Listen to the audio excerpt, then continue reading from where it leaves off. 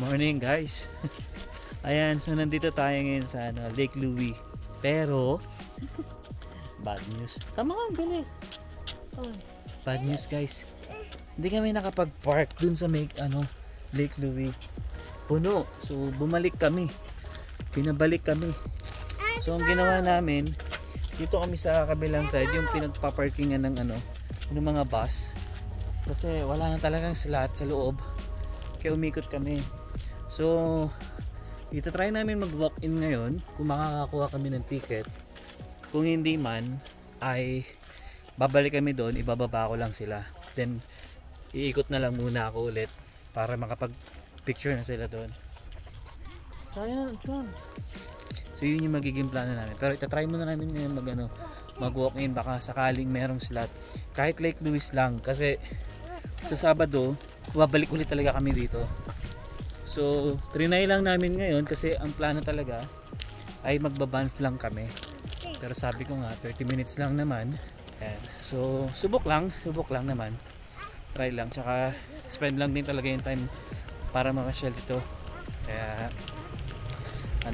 sinadya na namin tong Lake Louie. Even pupunta kami kahit sa Sabado. Sa Sabado na ako kami ticket pero hapon. So makakapunta kami ng Lake Louie at saka Moraine Lake. Ayan, so dito muna tayo. Ito yung mga parkingan ng mga sasakyan. Pag magsha-shuttle kayo. So kabilang side lang naman to ng Lake Louie. So nga pagdating dito puno na. Ayan, so balik tayo dito. Sabi ko sa kila ate, silipin na rin namin to kasi maganda rin naman yung view dito sa baba eh. Baga nandito na rin naman tayo. Yan, pag walang slot sa walk-in, babalik kami doon, akit kami, bababa ko lang sila doon sa may parking. Tapos ako iikot na lang ako. Okay, so nandito na tayo guys sa ito yung baba ng yung sa parking dito sa Lake Louie.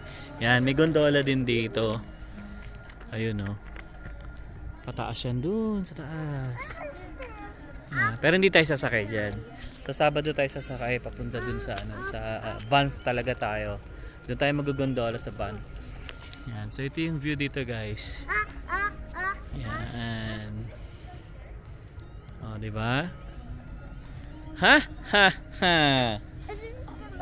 Play day dito. Okay dito. Play. Yan. Ganda to guys pagka may snow din. Pag winter, yan, puting-puti yan. Sayon, don't run. Tumakbo na ang batuta. It's a nice place, right?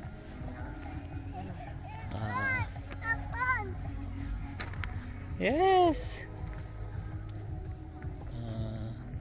Yan guys, daycare yan. Nice. Buti na lang gumanda-ganda yung weather. May araw. Yan, mainit. Nice. Yan, ganda ngayon dito. Last na punta namin dito guys, nung talagang tumambay kami dito sa area na to, is winter pa, snow pa to eh. Marami pa nag-i-ski ng that time eh. Yan, pamulado sa taas hanggang dito sa baba. Ini-ski nila. Yan, so yan yung mga activities dito guys pag winter. Saya masasabado pa namin makakasama yun. Yan, kasi nga may pasok pa siya. Ako lang kasi nag-leave talaga ngayon guys. Actually matagal na yun. Matagal na ako nag-file ng leave. Kaya nakaset talaga to kasi nga parating si ate. Ganda ng view dito guys. So tingnan niyo naman Grabe. Yan. So actually hindi pa ganun karami yung tao subukan natin mag-walk-in? Oo, sige. Naka-park na tayo eh. Sige, try natin magtanong dun sa sa mga shuttle kung may slot pa. Sayang kasi naka-park na tayo dito. Kasi kung wala talaga, ibababa ko lang sila ate. Tapos siguro babalik ako, iikot muna ako. Picture lang naman sila. Then pick upin ko ulit. Subukan lang natin guys mag-walk-in kung meron Pero feeling ko fully book. Kahit kahit Lake Louie lang pwede na eh. Kasi dun guys meron doon yung shuttle, kaso $50 at saka 70. Grabe, ang tindi nun. Sold out. Dito nakalagay sold out. Ayan o, sold out. Wow bus. Wow bus sold out din. Walang slot. Ayan o, sold out. It's fully booked. Fully booked, oh. Sold out. Guys, nagbago yung plano namin, no? So dapat idadrop ko sila dun sa Lake Louie. Kaso ang nangyari, sabi ni ate wag na raw kasi nga daw iikot na naman daw ako. So sabi ko, kayong bahala kasi sa Sabado naman guys talagang pupunta kami, may ticket naman na kami ng Lake Louie at Moraine Lake. Kaya sabi niya doon na lang. Ganun din naman yun. So anyway guys, nandito na tayo sa Cascade Garden dito sa Banff. Yan, so siyempre dadalhin din natin siya dyan sa mga flowers, no, para makita niya rin. Tsaka ito, then maglalakad na kami papunta dun sa pinaka downtown para kumain na rin kami doon sa sa food court. Doon na lang kami sa food court kasi okay na rin naman yung mga food doon. Tsaka syempre mas mura, no? Yan. Alright, so tayo tayo. Lagyan mo siya ilalim dito. Sampay mo dyan. May tubig na doon? Hindi, tubig na tayo. Yan. Ganda ng weather ngayon guys, 18. Saktong sakto, hindi mainit, hindi malamig. Yung hangin niya okay lang, no? Yan. Sana kayo sila ate? Yan, sila ate nandun pala sa harapan. Hanap kami ng hanap dito sa garden, wala pala sila dyan. Nandun sa harapan. Yan. So tama, sakto lang din. After picture lang dito sa gitna, lakad-lakad dito sa pinaka downtown nila. Then diretso na tayo sa food court. Yan. So buti na lang guys, maganda yung weather talaga ngayon. Nainggit nga si Emma sabi niya sayang ang ganda ng weather ngayon, hindi siya nakasama. Kasi nga guys, alam niyo naman, bago lang si Emma, so hindi pa siya makahiri talaga ng leave agad-agad. So ako kasi matagal ko na ni-request to. Yan. So yun guys, tingnan nyo naman yung view. Di ba? Ang ganda, no? Ang ganda talaga dito guys, sa Banff. Talagang tourist spot talaga to. Yan, so pipila tayo dito para sa pictures. Alright, so tapos na tayo mag-pictures, no? So punta na tayo sa gitna. Yan, so lakad-lakad muna tayo. Spend natin yung oras ngayon, maaga pa naman mahaba pa oras natin. Kasi yung Lake Minnewanka malapit lang dito yun guys. Ganda ng view dito guys, oh. So ilang months na lang to at mawawala na rin itong mga flowers na to dito kasi mag-winter na. Ayan, ganda ng view. Di ba? Oops. Ganda ng weather, no? Sakto yung weather. Sana nagtuloy tayo sa Lake Louie. Ganda pa naman ng Sabado, maganda rin. Yan. Okay, ang tagal ng dalawa. Panay ang picture doon sa garden. Nauna na kami ni Brayden. Brayden, what can you say about Canada? What? What? Great. That's it? Yeah. Oh my God. I like that. You like here? Okay. So, yun lang yung masasabi niya, great. So guys, nandito na tayo sa downtown nila. Ayan, dami ng tao, grabe. Tapos yan yung gitna na yan guys, sinasarado yan talaga pag during summer, sabi nila. Kasi parang nilalagyan nila ata ng mga tables dyan, chairs. Pero napakamahal ng bahay dito guys pag bumili kayo. Mas mahal pa raw ata ang bahay dito kumpara sa Calgary. Yun yung sabi nila. Kasi wala ako idea dito kung magkano presyo ng mga bahay. Saan? Ayun. May money changer, oh. Ayun pala, money changer. Pagbalik na lang. Daming tao. Yung gitna na yan, nilalagyan ng mga table yan, sinasarado siya pag summer. Summer man yun. Kaya nga, sarado nga yan. Tamo, walang dumadaan ng mga sasakyan. Yan. Oh, may McDonald's din dito. Baka maliit ang currency dito. Tourist spot. Tingnan mo. KFC, meron din KFC sa food court, Popeye. Ah, KFC nga ba yun? Parang Popeye sa ata. Yan. Yan, din lang tayo guys sa, sa food court. Order lang tayo ng Popeyes. 6 pieces wings din si ate. I think pork barbecue yung in-order nila dito. Oh, may Dollarama pala dito. Hindi ko lang napansin to. Yan, dito sila bumili sa Jan's Bistro. Ayun, order mo? 13. Pwede na. Alas pares lang din sa, sa Calgary.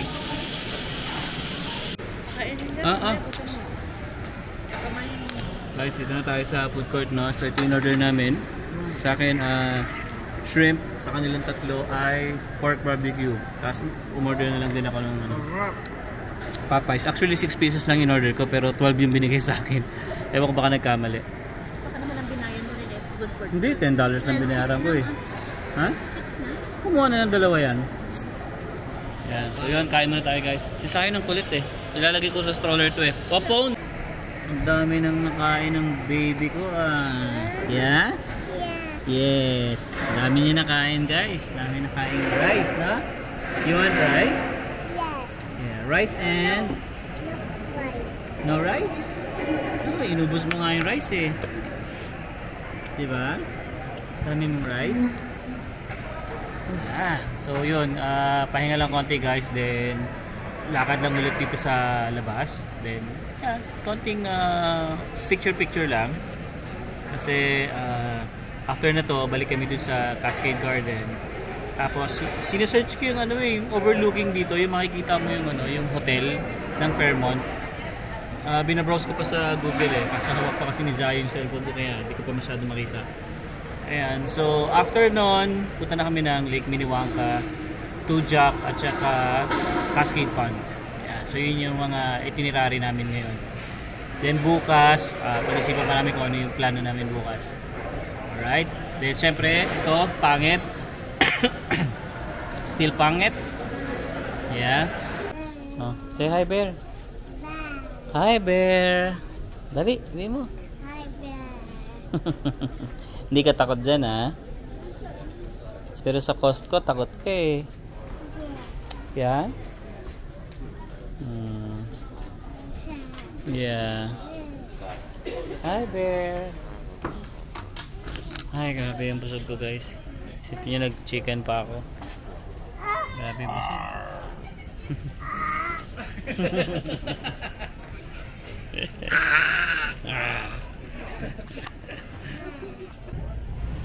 Yan, so ito yung gitna nila guys, no? Yan, walang, dito sa area na to, walang dumadaan sa sakyan eh, kasi hinarangan talaga nila to.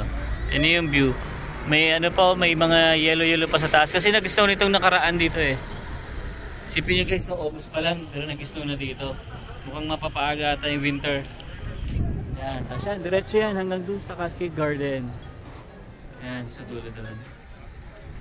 Yan, tapos sa mga gilid niya, dyan yung mga bahay na, residential. Ito, simbahan to. Maliit lang to guys, tong Banff na to. Pero grabe, puntahan talaga ng mga tao to. Again, what can you say about Canada? Very good. I want a long answer. It's pretty good. Pretty good? Yeah. That's all? Oh my God. Germany is better. What? Germany is better. Germany is better. Okay. Eh, kasi doon ka lumaki. Except Jollibee. Kaya, except Jollibee. Anytime Jollibee, we go. Paborito niya kasi yung Jollibee guys. Kaya, araw-araw na lang ata nag-Jollibee to.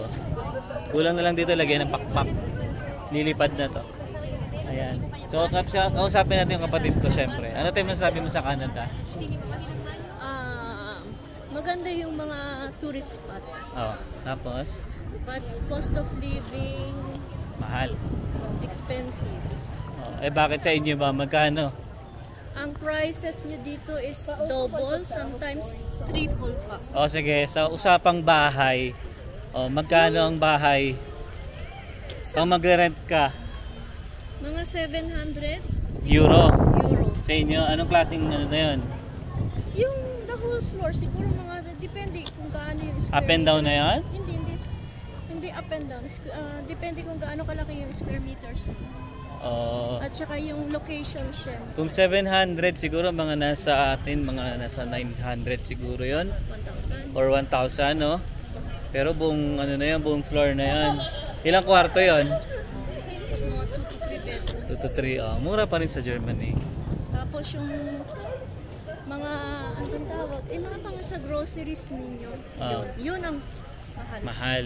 Mahal talaga dito. Lalo na dito. Sa Banff. Kasi may mga kakilala ako dito guys. Sa Calgary pa sila nag-grocery. Malapit lang kasi 1.5 hours lang eh. Yun yung ginagawa nila dito. Pag bibili sila ng maramihan talaga. Pero kung utik-utik lang, pwede na dito. Yeah. So I yun. suggest you transfer in Germany. Mahirap doon. Ang problema kasi sa Germany, kailangan mag-aral ka pa ng language nila. Yun yung problema nila. Hindi, ang dami na sa amin ngayon, lalo na yung mga Indiano. Oh. Puro English lang. Oh. Yeah. Doon sa dating bahay mo na yun, sa university. Oo, marami doon Kahit guys. sa city kasi di ba nag-work na ako sa tindahan din. Yun, yung mga customers namin, more on Indians. Oh. At hindi sila nakakapagsalita rin ng German. Pero pwede, kahit English. Sa bagay, kahit nung pumunta kami doon that time, yung mga kabataan marunong na mag-English. Except doon sa mga matatanda na. Yung mga matatanda kasi wala pa silang subject dati ng English. So hindi sila nakakapag-English. Pero yung mga kabataan doon nakakapag-English sila lahat. Lalo-lalo na sa Netherlands. Ayun. Oo, kasi halos lahat doon guys, kahit matanda, nag-English talaga, marunong sila mag-English. Kumbaga sa kanila, second language nila yung English. Yun, ganun sa kanila. Kaya maganda rin pumunta sa Netherlands eh. Yeah. Holland, expensive also. Oh yeah, oo. It's like Canadian Germany.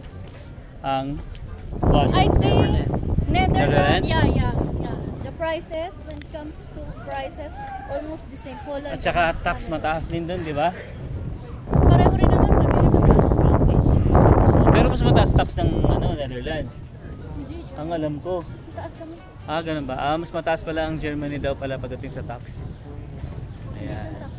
So, ito yung view natin ngayon guys. Dito kami dumadaan sa gitna. Ayan. So, pupuntahan namin yung parang overlooking dito. I-search ko nga mamaya pagdating sa kotse. Para yung kita yung Fairmont. So, doon kami tatambay. Then after nun, magle-Lake Minnewanka na kami. Kabilang side lang naman yung Lake Minnewanka. Tsaka alas 3 pa lang naman, di ba? Hindi ko alam. Arasa. Hindi, time ito naman. Yung lang, yung ilalim. 3:30 na. So 3:30. Not yet. Yeah. Okay. Or gusto mo wag na yun, yung overlooking, mag-Lake Minnewanka na tayo. Okay. Ano ba yung papuntahan natin? Wala, overlooking lang. Makita mo lang yung hotel ng Fairmont. Wag na? Lake na. Sige, Lake Minnewanka na lang daw kami. Then, Two Jack Lake at saka Cascade Pond. Ganda talaga guys dito sa Banff. Sobra. Sa view pa lang, manalong manalo na. Ganda oh. Tignan nyo, tsaka yung mountain na yun, oh. Ganda. Wow. Yan, so balik na tayo sa sasakyan. Kasi mag-alas 4 na pala. So, malapit lang naman yung Lake Minnewanka dito. Then after nun, sunod-sunod na yun. Minnewanka, Two Jack Lake, tsaka Cascade Pond. Then uwi na tayong Calgary. Ayan guys, so sundan lang natin sila ate doon. Lagay ko lang kasi yung stroller ni Zion dito sa kotse para mamaya dire-diretso na. Hiningal ako doon. Paakit kasi siya. Galing doon sa baba, papunta rito sa taas. So nakakahingal. Ayan, ganda naman flowers dito guys. Actually nakita niyo na to sa ibang vlog namin. Pero sa ngayon kasi kasama nga namin si ate. Kaya gusto ko rin mapakita sa kanya to. Syempre nandito na tayo eh. Pero tong isang balinggit na to hindi na umakyat. Tinamad na siguro to. Ganda no. Isipin nyo sayang to guys no. Kapag winter wala na naman siya. Tapos inpatay lahat yan. Tsaga din nila no. Isipin mo Tataniman din ulit nila. Ito na sila. Ha? Ano next na next? Picture siya kung saan. Ah, Logo pa siya. sorry. Oh, picture. Look at me. Patay na. Kumain na. Nagutom na.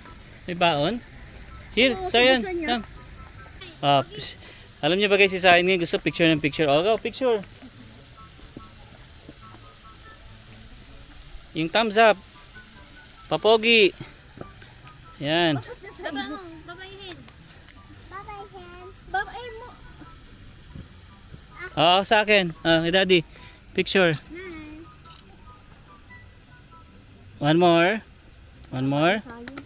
One more. Okay, 1, 2, 3. Okay. Ba, next? Gusto niya pa next, ha? Oh, dito. Diyan. Gusto niya nakaupo. Ah, gusto niya nakaupo.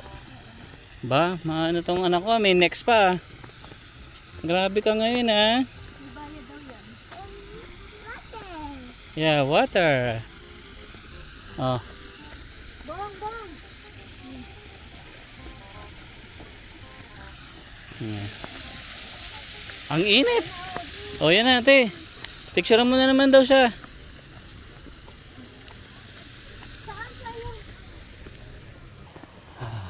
Ah, may kinakasal guys. Baka ano nila.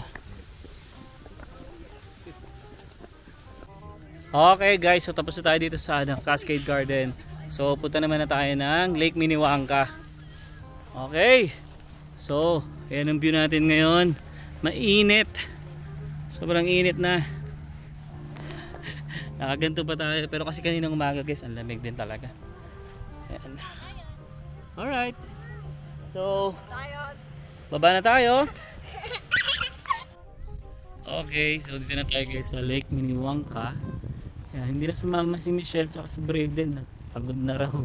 Hindi kasi si Sayan din kasi tulog na. So, kawawa naman kung gigisingin. Kawawa naman kung gigisingin namin agad. Kaya kami na lang yung ate yung pumunta rito. Yan, so ito yung Lake Minnewanka agad guys, no? Yan. I think pwede kayo sumakay sa boat dito. So may bayad yan. No? Yan. Ganda, no? Ganda ng lake na to. Tsaka linaw guys, tingnan nyo yung tubig na to. Sobrang linaw. Tingnan natin kung gaano siya kalamig. Tingnan natin. Oh, sakto lang. Hindi siya yung sobrang malamig na malamig. Ayan. Yeah, picture tayo dito. Picture natin si ate dito. Ayan. Ayan o. Ganda. Ayan guys, oh. Nilalagay nila yung speedboat nila. Nilalagay nila yung speedboat nila. Ayan.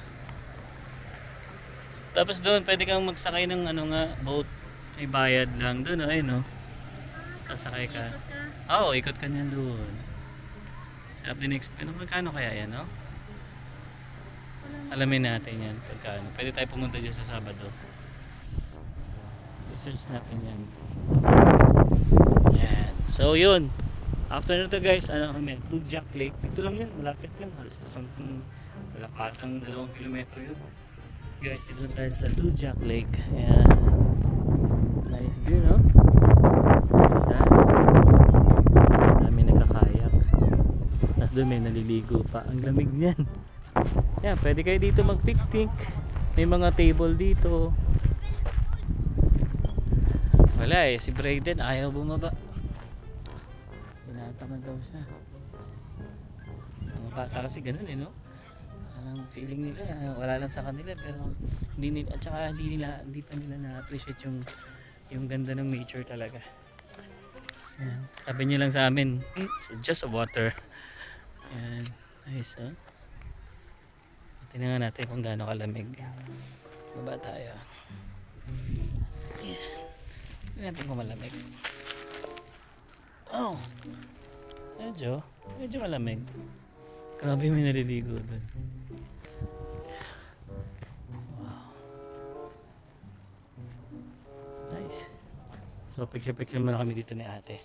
Ayan. Wala, ayaw nila bumaba eh. Si Zion kasi tulog pa rin kaya ayaw bumaba ni Michelle, siya magbabantay. Traffic yun kita. Ayos. Tapos na tayo dito sa Tujak Lake. So punta naman tayo ng Cascade Pond. Yun na yung last natin. Last destination na natin yung Cascade Pond. So actually view lang din siya, pero gusto ko pakita kala ate, maganda kasi dun eh. Nakaka-relax. Yan. So siguro magstay lang kami konti. Then after nun, diretso na tayo Calgary. Okay, last stop na natin to guys, no? Cascade Pond. Ayan. So konti yung nagpipiknik ngayon ha. Iilan lang. Oh. Yan, pero yan Pinoy yung mga yan. Naririnig ko yung salita eh. Oh, yan. So dito pwede kayo picnic dito. Actually nakapag-picnic na kami dito, kasama namin sila Ate Beth, Kuya Ador. Yan, sila Jason. Yan. So ito yung view dito. Oh, di ba? Simpleng-simple lang siya. Maliit lang talaga siya. Pero ang ganda ng view. Di ba? Panalo, di ba?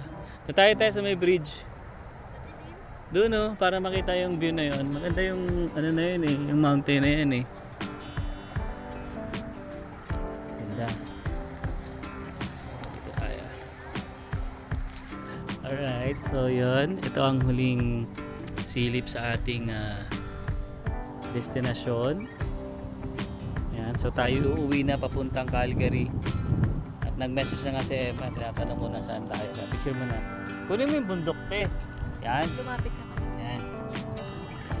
Alright guys, so yun, dito ko na siguro tatapos itong vlog ko, no? At sobrang haba na to. Ayan, so I hope guys nag-enjoy kayo sa vlog namin ni ate.